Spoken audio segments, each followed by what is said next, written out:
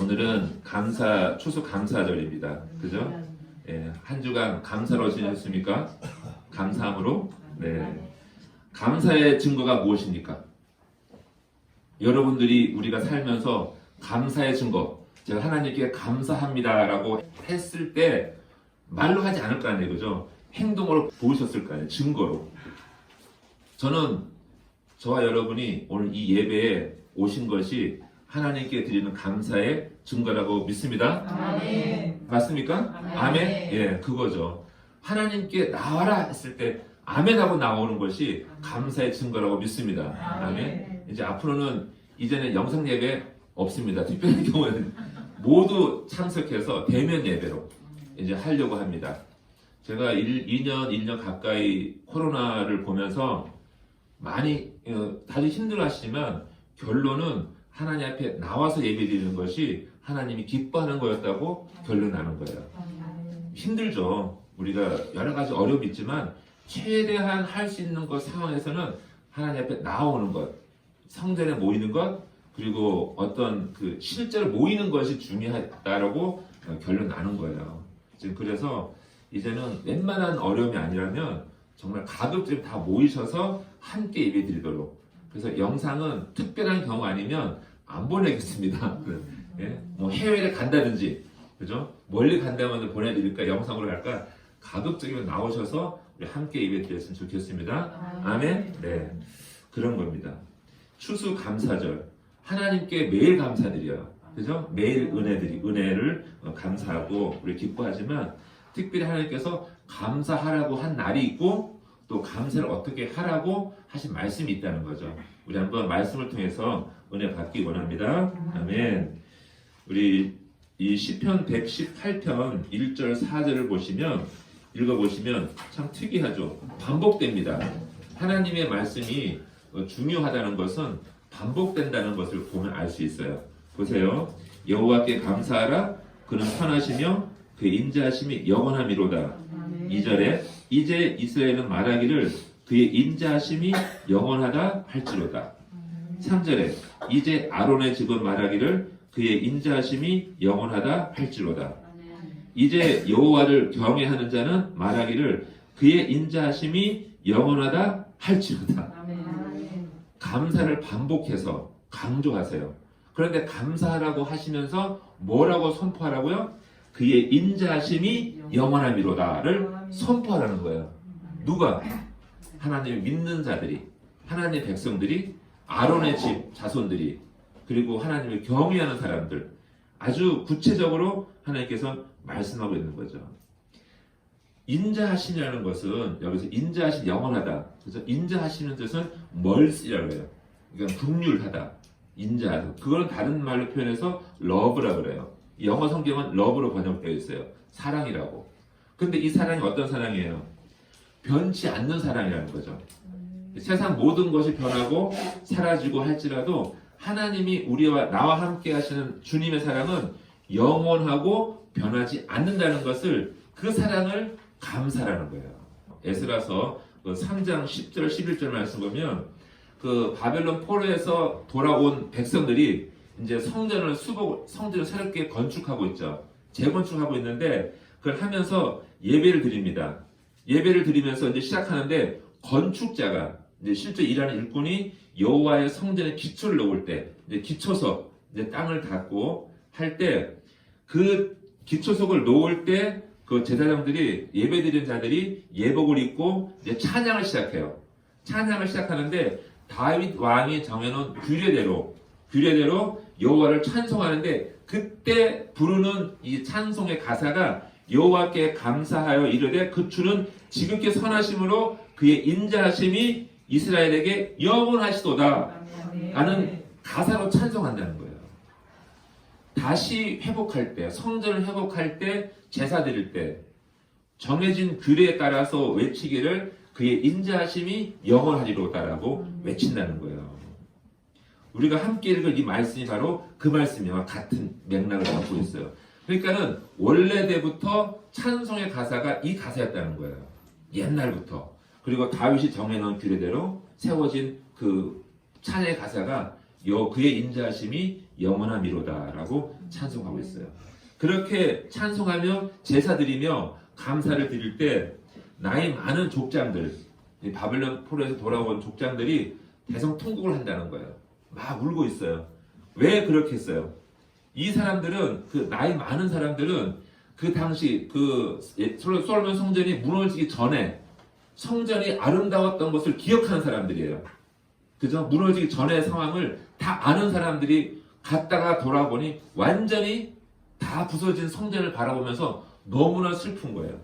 하나님 영광이 무너진 것에 대하여 통곡하면서 울고 있어요. 하지만 이때 뭘 해야 되는 거죠? 돌아온 것에 대해서 감사해야 되잖아요. 그러니까 슬픔과 기쁨과 감사가 뒤엉켜서 찬송하는 거예요. 이 소리가. 고난 가운데 하나님이 우리를 다시 회복시키시고 새롭게 하신다는 것. 고난이 지금 앞으로 아직까지 끝나지 않았지만 곧 우리에게 주실 복이 앞에 있는 것. 감사와 찬양과 그리고 그 고난 가운데 우리 하나님이 우리에게 주신 그 섭리를 깨달으면서 죄송함과 그죠? 긍휼과 이런 것들이 한데 어우러져서 울면서 통곡하면서 찬양하고 있다는 거죠. 그때 부르는 찬송의 가사가 바로 그의 인자하심이 영원함이로다 라고 말하는 거예요. 그러니 얼마나 그 복합적인 감정이 있겠어요. 그렇죠? 우리가 마냥 기뻐한 일만 있습니까? 아니잖아요. 힘든 일, 고통 가운데 눈물 뿌릴 일이 너무나 많아요. 그러함에도 불구하고 우리는 뭘 해야 된다고요? 감사라는 거죠. 찬양하라고. 그럴 때 부르는 찬송의 가사가 그의 인자하심이 영원함이로다 라고 말씀하는 겁니다. 보세요. 우리는요, 형통할 때는 뭐라 그러세요? 찬양하라. 그리고 공부할 때는 뭐라고요? 기도하라고 하잖아요. 그것처럼 기도하는 것도요, 하나님의 신실하심을 믿지 못하면 할 수가 없는 거죠. 그죠? 그리고 기도할 수 있는 성도는 하나님께 기뻐할 수 있는 성도예요. 언제든지 어떠한 상황에서도 하나님을 기뻐할 수 있는 성도는 기도하는 성도라는 거죠. 그래서 기도가 중요하다고 말씀드리는 거죠. 기도하는 권사님들 기도하셔야 됩니다. 어떠한 상황에서도. 네? 하나님 여러 번 말씀 안 하십니다. 이제 예? 성도는요, 하나님을 기뻐해야 되는 거죠. 어떠한 상황에서도 불구하고, 어떠한 힘이 있어서 불구하고 하나님을 찬송하고 기뻐해야 하시는 줄 믿습니다. 아멘. 그래서 오늘 우리도요, 이러한 기쁨의 감사의 제사를 드리려고 합니다. 오늘 말씀에 그러면 우리가 어떻게 언제 감사해야 하는지 그 말씀을 보려고 합니다. 5절에 보면 5절 말씀이 내가 고통 중에 여호와께 부르짖었더니 여호와께서 응답하시고 나를 넓은 곳에 세우셨도다. 아멘. 고통 중에 부르짖으면 하나님께서 응답하시고 우리를 어디요? 광활한 곳에 세우신다고 말씀하세요. 우리의 부르짖음을 들으시고 우리를 광활한 곳에 세우시는데 그 하나님의 백성들은 주님의 비전을 따라서 나아가요. 좁은 곳에서 넓은 곳으로, 낮은 곳에서 높은 곳으로 올라간다는 거예요. 그것이 어디예요? 하나님이 계신 곳 성전이라는 거죠. 넓은 곳에 가면 어떻게 됩니까? 다 보이는 거예요. 그리고 높은 곳에 올라가야 다 보여요. 하나님의 은혜는 높은 곳에 넓은 곳으로 간다는 말씀이에요. 그래서 보면 아브라함이 조카 롯을 어떻게 했어요? 양보했잖아요. 땅을. 너 그냥 가져가. 양보했더니면은 하나님 뭐라고 하세요? 네가 눈을 들어서 동서남북을 바라보라고 하시잖아요. 그 땅을 어떻게 해요? 다 주신다잖아요. 그 넓은 땅, 광활한 땅, 넓은 곳이라는 말씀하시는 거죠. 그곳은 하나님이 함께 계시는 곳이라는 거죠. 그래서 우리가 고통 가운데 우리가 부르짖으면 하나님이 광활한 곳으로 우리를 세우신다는 말씀이 이 말씀이라는 거죠. 하나님이 계시는 곳, 그죠? 동서남북을 바라보더라도 우리 눈에는 아무것도 안 보일 수 있죠. 그 넓은 땅에 뭐가 있겠어요? 하지만 그곳 하나님이 계시면 하나님이 비전이 이루어져 간다고 말씀한다고죠. 자, 그리고 넓은 곳을 세우시는데 8절 9절을 보시면 어떻게 해요? 여호와께 피하는 것이 사람을 신뢰하는 것보다 나으며 여호와께 피하는 것이 고관들을 신뢰하는 것보다 낫도다 라고 말씀하세요. 아멘. 이 말씀 무슨 뜻일까요? 사람을 의지하지 말라는 거죠. 사람을 의지하지 말고 광야에 계신 넓은 곳에 계신 하나님만을 의지하라고 말씀하는 거예요. 지금 이 시편의 기자는 시편 쓴 사람은 아마 다윗으로 추정되고 있어요. 다윗이 젊은 시절에 너무나 많은 사람들에게 당한 고난들. 그런데 누구한테 당한 거예요? 사람한테 당한 거라는 거죠. 사람에게. 사람을 피해서 가는 곳이 어디예요? 광야를 가는 거예요. 광야를. 그래서 사람을 피하고 원수를 피하고 저주하는 자를 피해서 하나님께로 나아가는 자. 그 사람이 하나님을 사랑하는 자라고 말씀하는 거죠. 우리를 고통 속에 빠지게 하고 힘들게 하는 것은 사람이지 하나님이 아니시라는 거예요. 그래서 사람을 피하라는 거죠. 또한 사람의 우리 이웃은 뭐죠? 믿음의 대상이에요? 사랑의 대상이에요? 너무 잘 아시는 말씀처럼 믿고 의지하는 게 아니잖아요. 사랑을 나누어 줄 대상이라고 말씀하잖아요. 그죠? 그것처럼 세상은 그만큼 우리를 속이거나 우리를 힘들게 하거나 우리의 길을 가로막는 장애물일 수가 있다는 거예요. 하지만 하나님만을 의지하는 자는 광활한 곳에 넓은 곳에 나가서 주님만 의지하고 나가면 모든 거친 것들을 하나님께서 피해게 제거해 주시고 앞으로 갈 수 있도록 인도하신 줄 믿습니다. 아멘. 그 말씀이에요. 사람을 의지하지 말라고 말씀하는 거죠. 믿음의 형제 자매 여러분, 우리가 고통 가운데 어려움 가운데 우리가 있었습니다. 아멘. 하지만 하나님께서 우리가 하나님께 부르짖는 자에게 하나님을 향하여 부르짖는 자에게 어떻게 해요? 광활한 곳에 세우시고 높은 곳에 세우셔서 오직 하나님만 바라볼 수 있도록 믿음을 주시는 줄 믿습니다. 그리고 찬송하게 하시는 거죠. 하나님의 그 인자하심 영원하리로다 찬송하는 자에게 하나님이 응답하신다는 거예요. 지금 아직도 고난 가운데 아직도 끝이 안 보이는 가운데 있다 할지라도 하나님 반드시 그 길을 뚫고 이루실 줄 믿습니다. 집사님 어떠세요? 하나님 반드시 하실 줄 믿습니다. 얼마나 그 인내가 크신 집사님이세요? 반드시 이룰 줄 믿습니다. 그렇죠? 그런 거죠. 고난 가운데 부르짖으면 하나님이 높은 곳에 넓은 곳으로 세우셔서 뜻을 이루게 하신다고 말씀하십니다. 아멘. 그리고 시편의 그 17절 18절을 보시면 살아 있을 때 찬송하라고 하세요. 자 보세요. 내가 죽지 않고 살아서 여호와께서 하시는 일을 선포하리로다. 여호와께서 나를 심히 경책하셨어도 죽음에는 넘기지 아니하셨도다. 아멘. 이 말씀이 어려운 말씀이죠. 하나님은요 살아계십니다. 아멘. 살아계시는데 하나님은 살아있는 자의 예배를 받으시는 줄 믿습니다. 뭘 받을까요? 살아서 하나님을 경배하는 우리의 영혼을 하나님이 기뻐 받으신다는 뜻이죠. 살아있는 것은 육체만 살아있는 것이 아니잖아요. 그죠? 하나님을 향한 믿음이 살아있고 하나님에 대한 순종이 살아있는 그 사람을 살아있는 자라고 말씀하는 거예요. 그래서 우리가 살아있을 때 우리는 하나님을 경배하는 거예요. 살아있으나 죽은 자처럼 되어 있는 사람이 있고 죽은 자처럼 보이지만 살아있는 자가 있다는 거예요.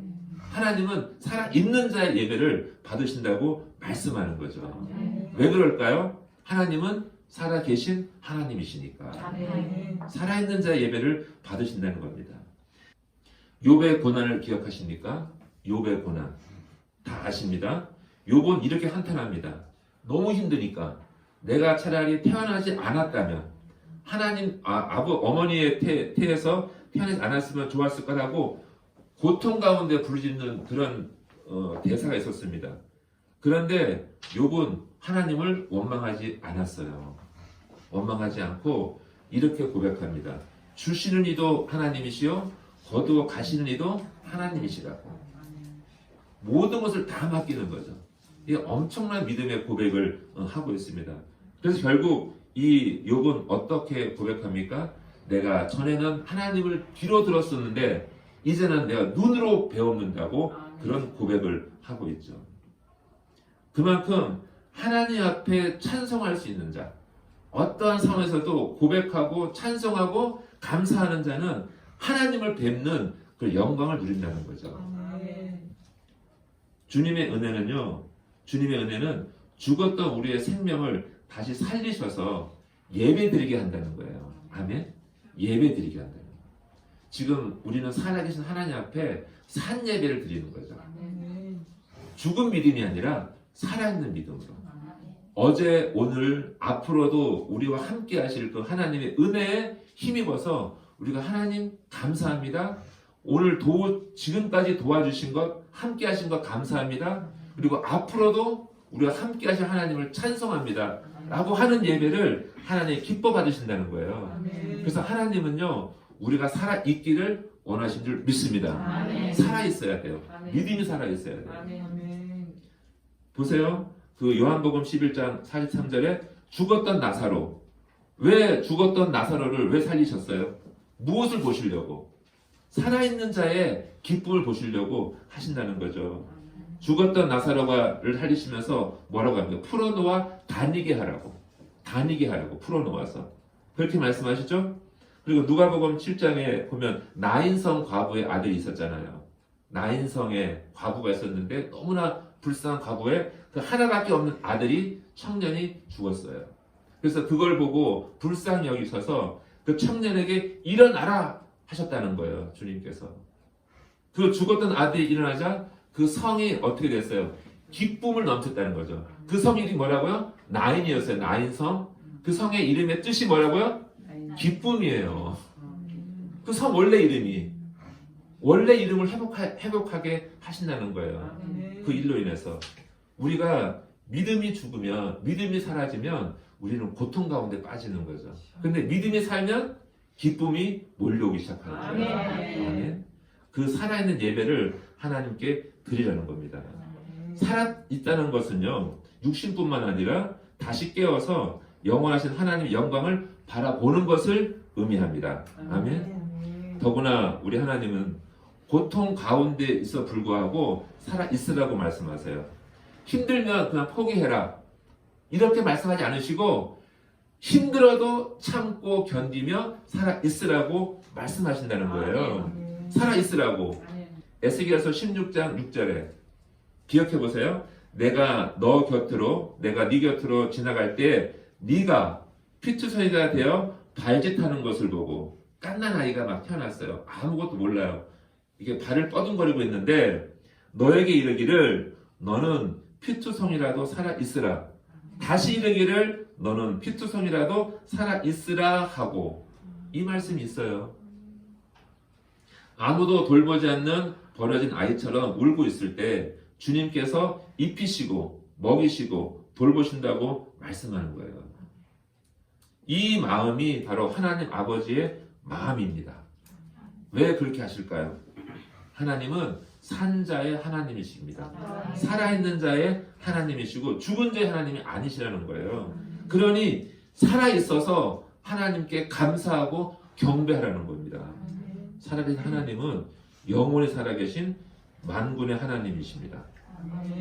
우리는 살아서 하나님의 영광을 바라보아야 합니다. 아멘. 그래서 우리는 살아있어야 되는 거예요.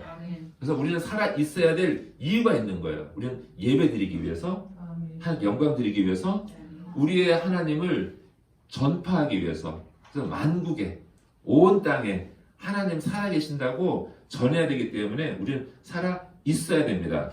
아멘. 아멘이십니까? 살아있는 것이 하나님이 기뻐하는 감사의 제물입니다. 믿음으로 살아있는 거죠. 그냥 살아있는 것이 아니라. 어떻게 살아있어야 합니까? 피투성이가 되어서라도 살아있어야 하는 거예요.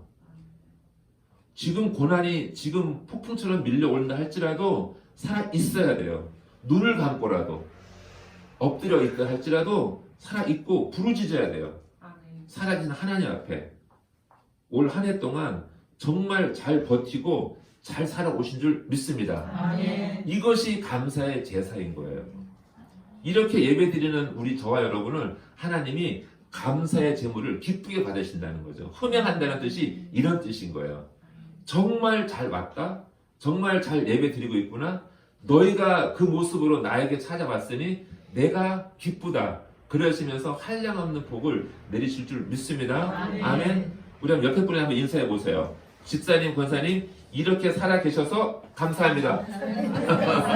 이렇게 살아 계셔서 감사합니다. 믿음으로 사셨잖아요. 믿음으로. 여기까지 오기가 얼마나 힘들어요. 그죠? 정말 어떻게 살아있어야 한다고 말씀드렸죠? 믿음으로 살아있어야 돼요. 끝까지 살아있어야 돼요. 피투성이가 되더라도 누구한테 한 대 맞더라도 눈이 시퍼렇게 돼도 살아있어야 돼요. 하나님이 우리와 함께 하시기 때문에. 그러한 믿음이 있어야 되는 거죠. 지난주에 있었던 일을 잠깐 말씀드리면 우리가 새 성전으로 옮겨갈 것 같아요. 아멘. 네. 지난주 화요일부터 시작됐습니다. 기적이. 네.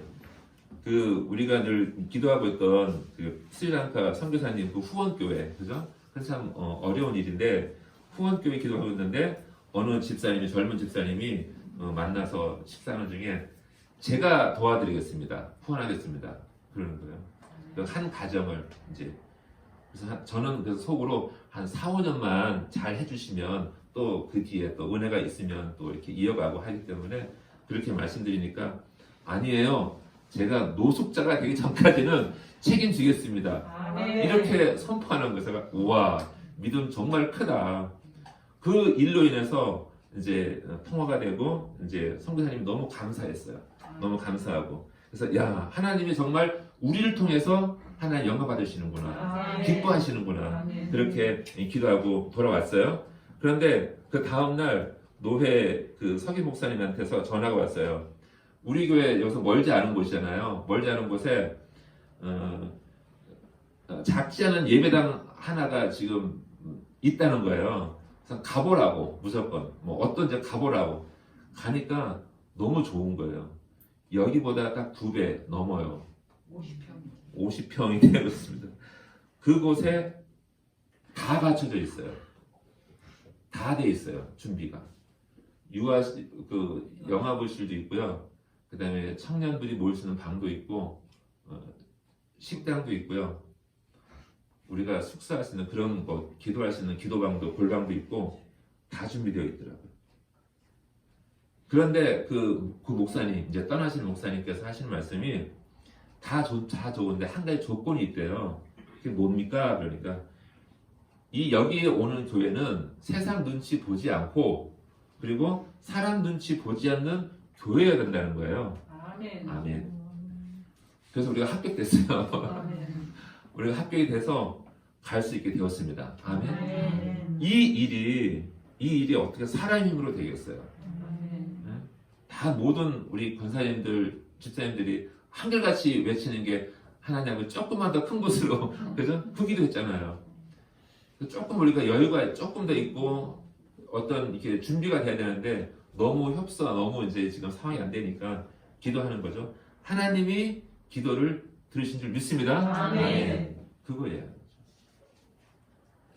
그래서 이번 2021년 추수감사절 하나님 주신 그 은혜, 그것이 하나님 우리가 드릴 수 있는 제물이 뭘까요? 뭐라 그랬죠? 믿음으로 드리는 예배.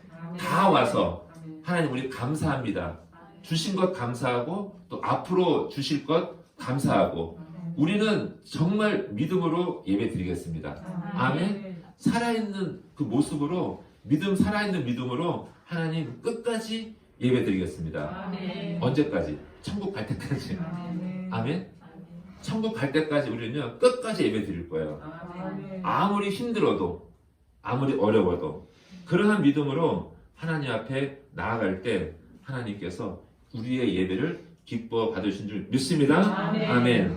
살아계신 하나님은요 성도님들을 기뻐하세요. 어떤 성도님들을? 감사하는 성도님들을 기뻐하시고 그 영원하신 이름을 찬양하며 찬송하는 백성들을 기뻐하십니다. 아멘. 우리 날마다 기뻐하며 찬송하기를 주님의 이름으로 축복합니다. 아멘. 기도하겠습니다.